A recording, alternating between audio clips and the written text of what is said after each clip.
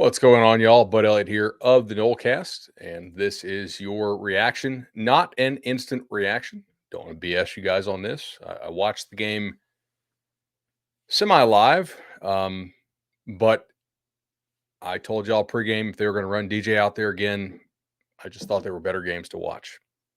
Not going to BS you on that. I don't really think that that is encouraging people to boycott or not support the program. I just, you know, you only get so many Saturdays per year, and there are so many better games to watch than what this FSU program is putting on the field right now.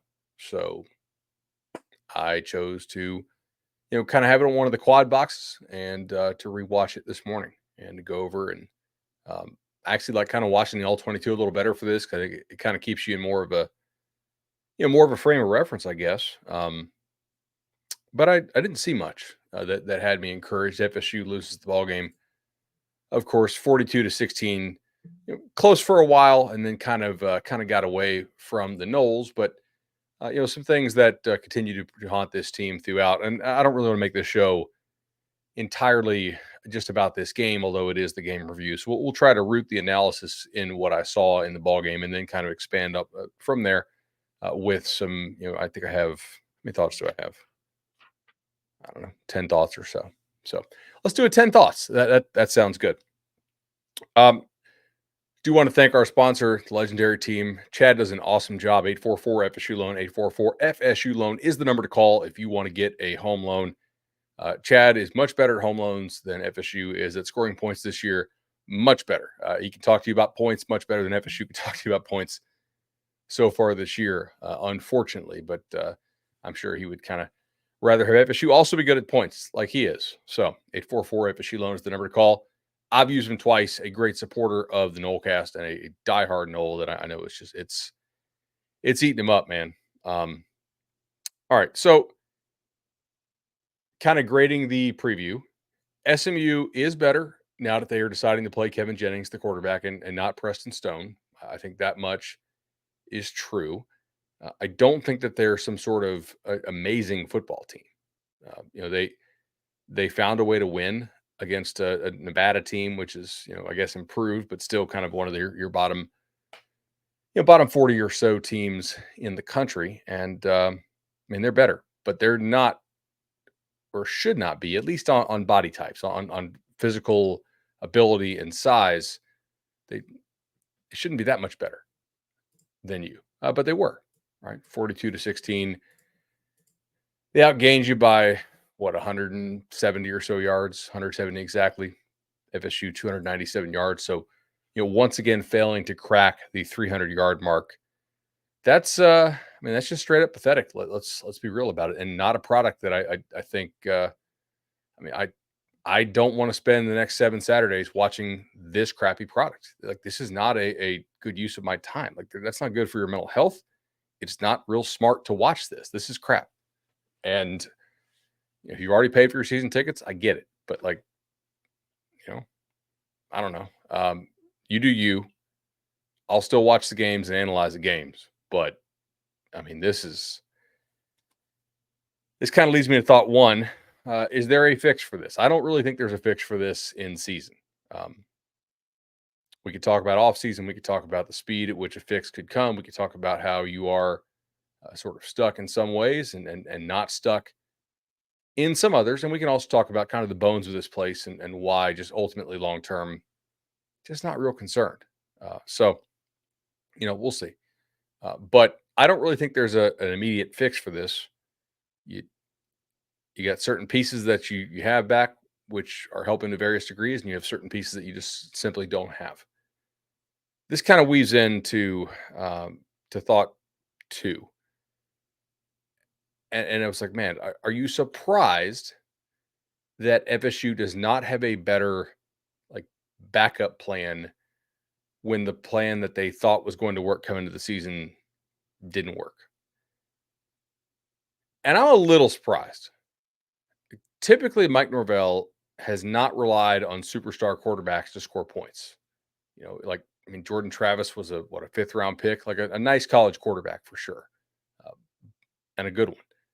But going back to his time at Memphis, it's not like he had amazing quarterbacks. So The fact that DJ is playing as poorly as he is, it does surprise me they can't find a little bit of different way to at least, can you get 300 yards? I mean, this is kind of a deeper issue going on clearly with this program right now. But when I look at this, like they thought they were going to be a power running team that would be able to throw off play action, deep shots, that kind of stuff, and they're not. And I don't like they've tried a couple different things recently to varying degrees of success, mostly like zero success on those. At this point, I don't really know what you do. Um, I'm sort of out of options. I think there's probably a different way you could call it if you're like, man, we really need to find a way to score 20 points. Like if you knew that the defense could hold the offense to a certain really low number, then I could see it. Then I could see something. Maybe call it slightly differently, but man, I don't know. At that point, it's just kind of it's nitpicking. They just don't have a plan that works right now, really at all. So that's bad. Defensively, I thought your defensive line played well for the most part. You continue to be a defense that I think, I have mixed thoughts on this because last year, I mean, you did see guys like Renardo and Jarian and those guys truly get better. They got better during their time at FSU. They put the work in. They got better. Like, they were well coached. That was they played really, really well. They got drafted highly, and they were not amazing players when they came in. So in the secondary, they do have a track record of developing guys and doing a good job with that. At linebacker, I would quibble with that a little bit, but I mean, obviously the two guys they had last year, although they were 23 or 24 years old or whatever, I mean, they improved year over year, certainly. But you don't communicate real well in the secondary. You're still having those issues. Right now, I mean, the defense does not look well coached. And it is concerning to me some of the repeated errors that are happening. And I'll give you these numbers right here: 6, 10, 7, 12, 15. Those are the third downs that SMU converted that were obvious passing situations. And here's the problem: that's 6 of their 8, right? Like they, you routinely got SMU behind the sticks in this game. That should be death for a tempo based, like kind of RPO play action offense like SMU is, much like Florida State kind of wants to be. At least that's what we think their pivot is. Okay. If you're behind the sticks, you kind of should be dead. That's why SMU runs tempo. Like they want to get freebies and cheapies and use their speed. When they have to just drop back and pass without the real benefit of play action or any of that kind of RPO stuff, they should be dead in the water and usually are. If you look at their numbers on the season, it is not particularly good. I mean, this is kind of crazy. Like I don't really know that I've seen. Of course, I've seen because like I do this every week, but I don't want to just have hyperbole. Their average third down distance was 8.3. That's freaking crazy. I mean, their average conversion distance was what?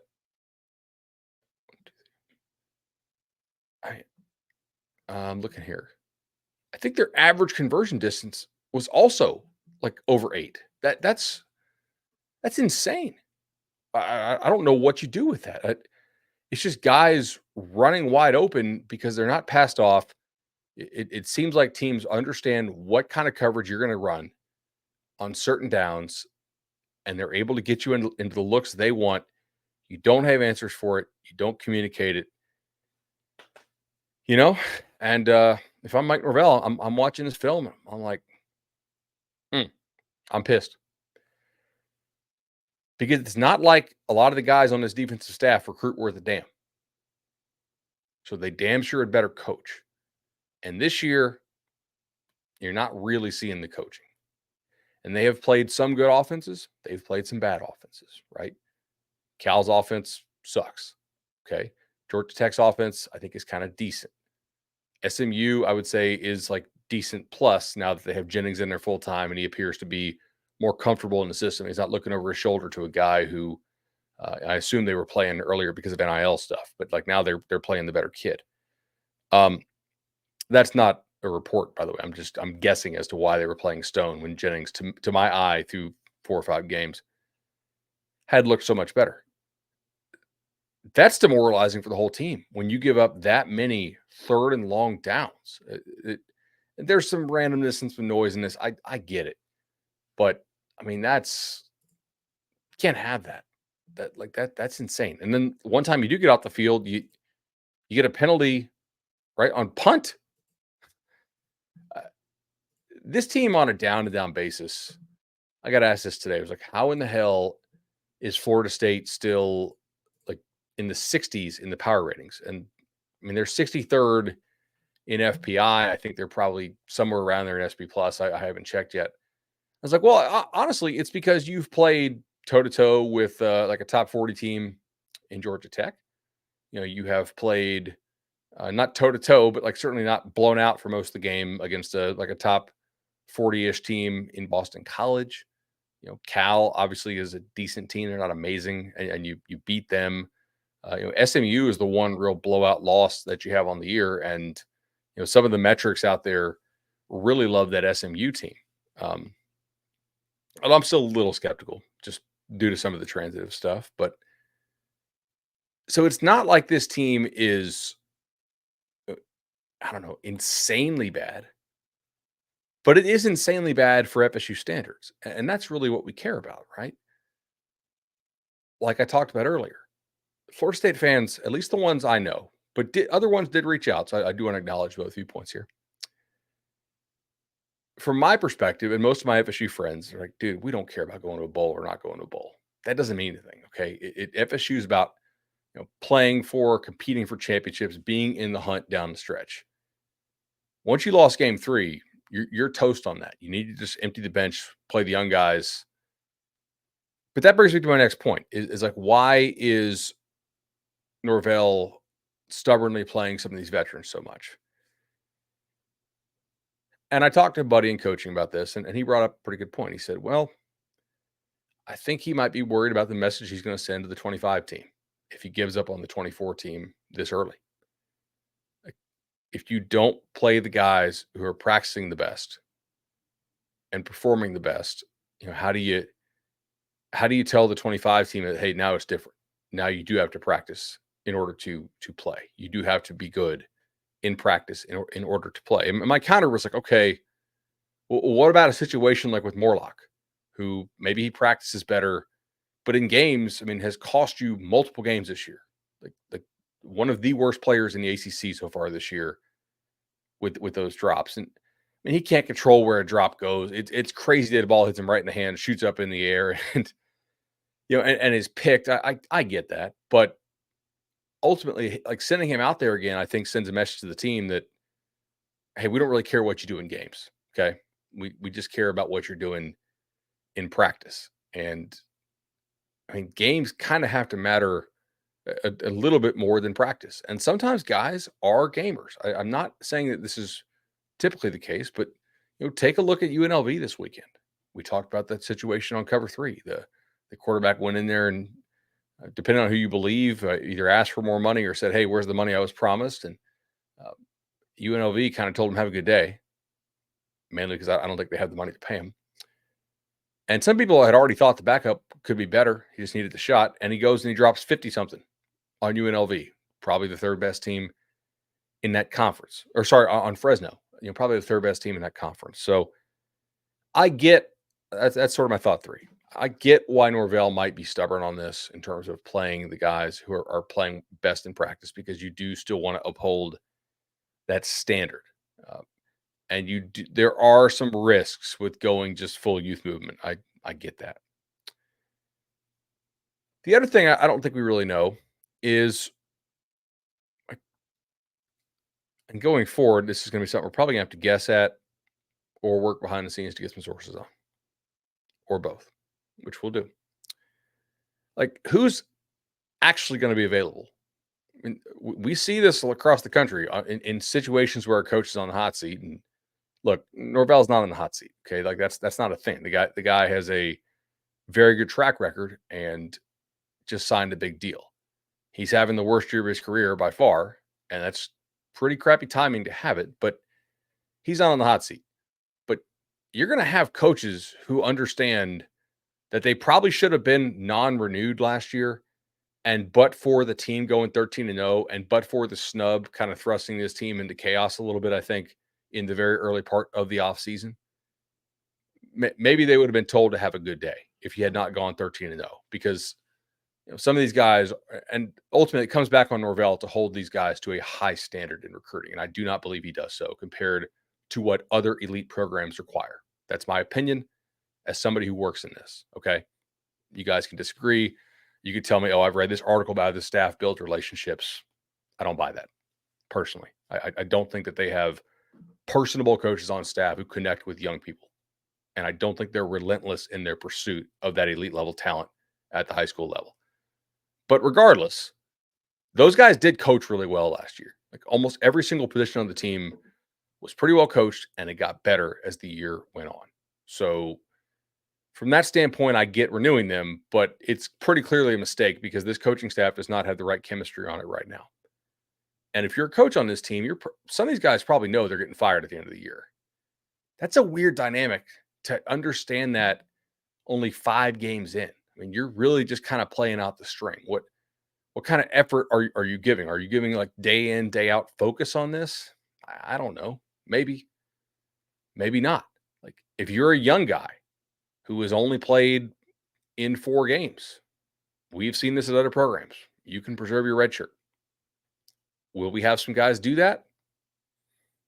I would bet so. Yeah.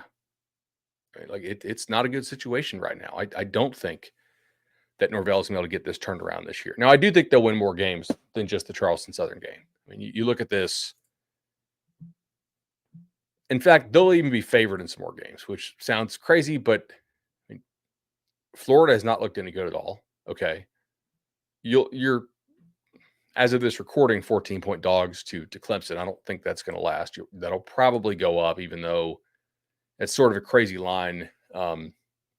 Because it basically puts you on par with Stanford, and I definitely think FSU would beat Stanford if you kind of just do the reverse math here. That game closed 23, so that implies Clemson would be like 17 or so in if the game was played in Stanford. Whatever. I'm not going to get into this math on this, but Duke, that's a very winnable game. I know that sounds insane to sit here and say that, but they barely squeaked by like a UNC team. It looks like it might have quit. Speaking of which, UNC seems pretty winnable. Miami, not real winnable at this point. Notre Dame, not real winnable. Charleston Southern, kind of winnable, I guess. UF, again, like I said, who knows what they will be. But I am interested to see, how do they keep this team together down the stretch? And you might say, but I don't give a damn. This team's not together now. And that's fair. Yeah, I don't disagree with that either. Personally, I don't think that they are super together. You don't see this team play with a lot of focus, and you don't see this team play with a lot of toughness and just togetherness. And that's a hard thing to foster. Clearly, there's something wrong with this team this year. I wonder if the staff did not correctly estimate, just how much basics this team needed entering the season because of what it lost off last year. I think they thought they had a certain base level established that maybe they did not in this program. That's my guess at this point. Let me see here. Am I changing my opinion on Norvell? Yeah, of course. Every new data point matters, right? Am I changing my overall opinion? Not really. I mean, unless somebody can give me a reason that he has just completely forgot how to coach, then I would listen. Sure, if you have a real one on that, but I don't really think that people do personally have that. So the guy's track record overall is really pretty good. I have always had questions about whether his methods could bring like a national title, but I had no questions that his methods could bring a team that consistently competes to go to the playoff, not win the playoff, but to go to the playoff. Obviously, the fact that they are so far away this year is a concern. But we also don't know if this is potentially a trend across the sport, with the exception of the couple teams who recruit at that crazy elite level.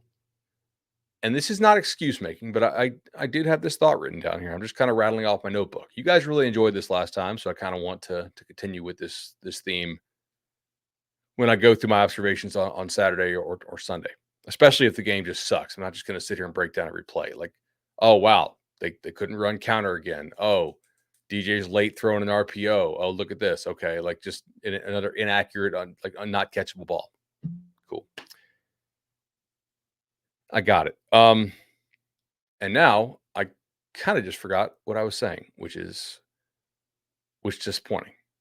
Uh, but yeah, I think you have to change your opinion based on new data points. But I do wonder, is there a chance that you're sort of at the front of this? Okay. Washington played for the national title last year. And yes, their coach left, but they also had a tremendous amount of roster turnover. And they're probably going to miss a bowl. I mean, their wins so far are what? Eastern Michigan, some FCS team, and a terrible Northwestern team that I'm actually pretty confident FSU would shut out.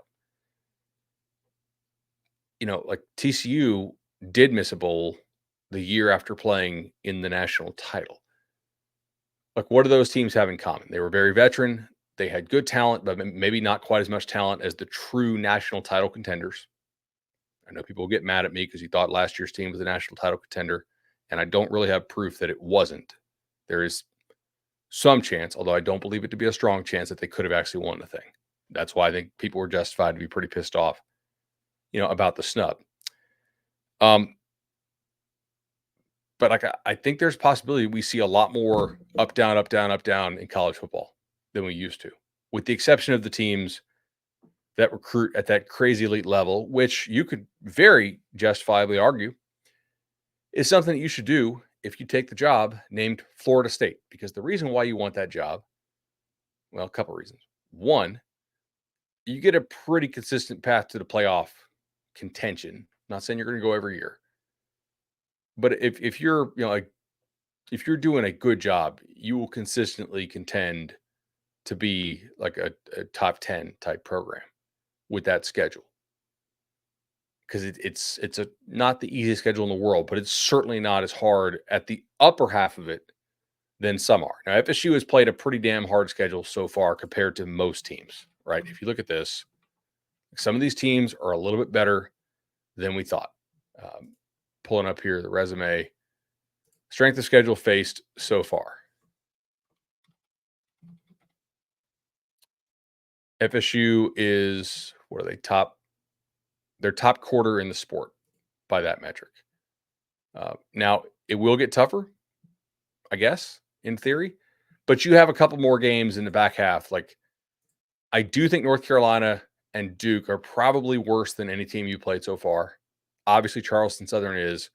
Florida could be, but you also play some games down the stretch that you probably have not zero, but pretty damn low odds to win. Um, so, we'll see on that.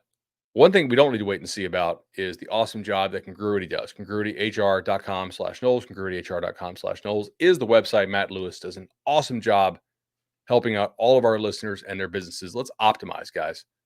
HR, payroll, whatever you need, give Matt Lewis a call. Click the link there right in our show notes.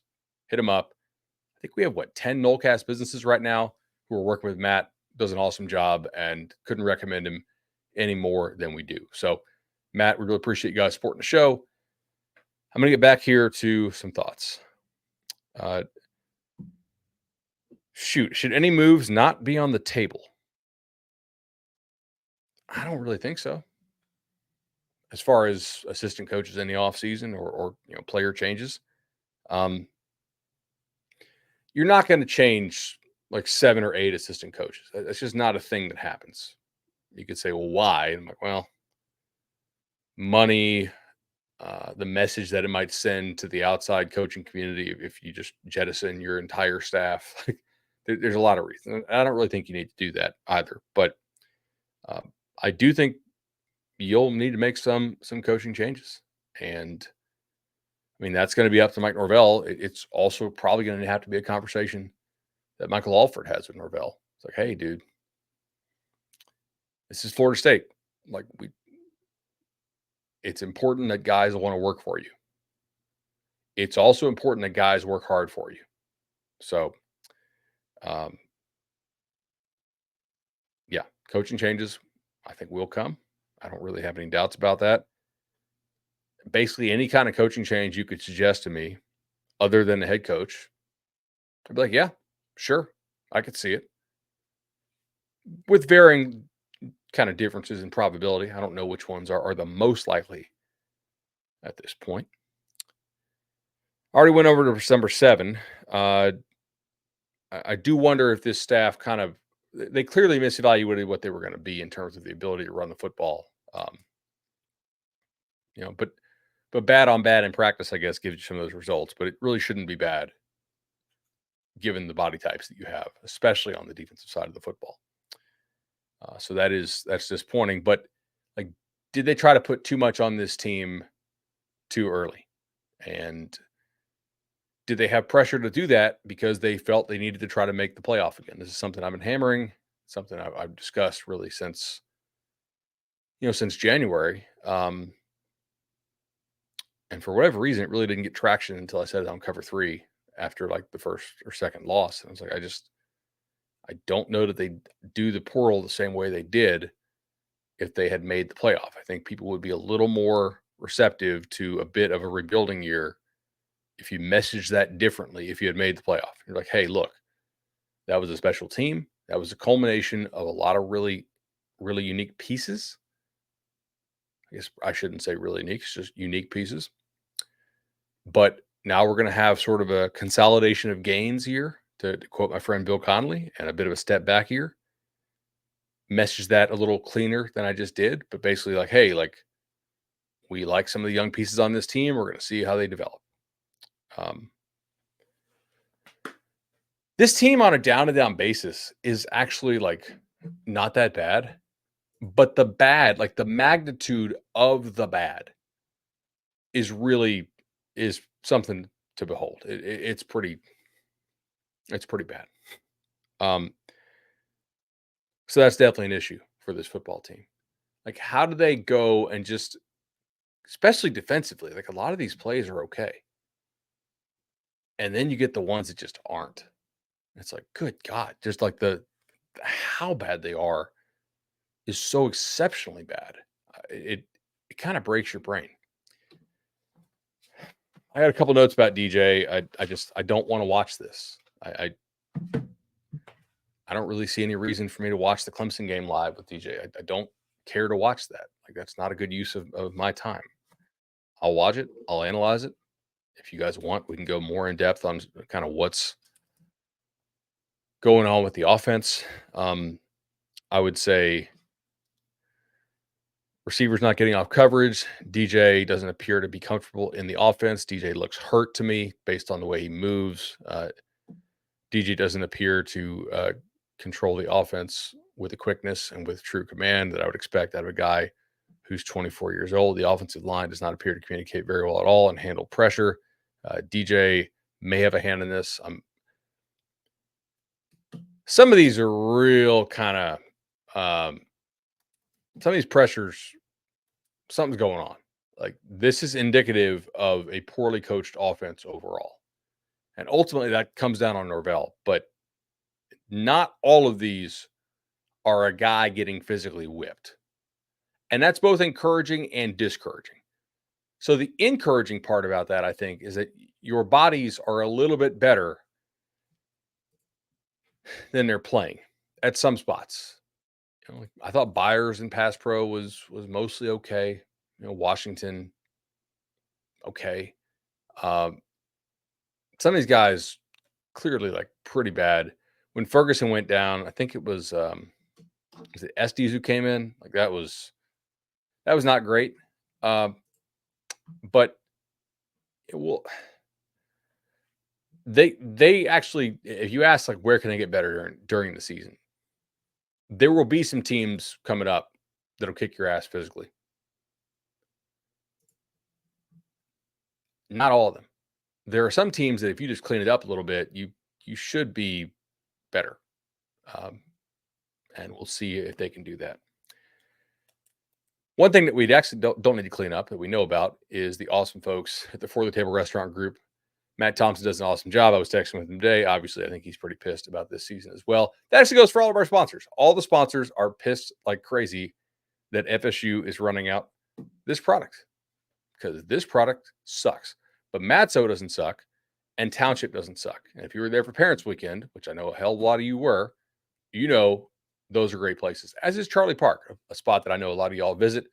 I know because you text me when you go there, which is fantastic. So please do visit our sponsors. Hit up Charlie Park, hit up Township, hit up Madso. A couple of y'all wanted to know, like, how do you salvage the recruiting class?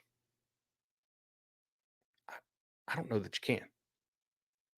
You know my opinion on this. I think FSU has had to overpay to win recruitments for the most part under Norvell because I think he has poor recruiters in terms of skill and effort, and in many cases, both on this staff. And I don't think he holds them to a high standard.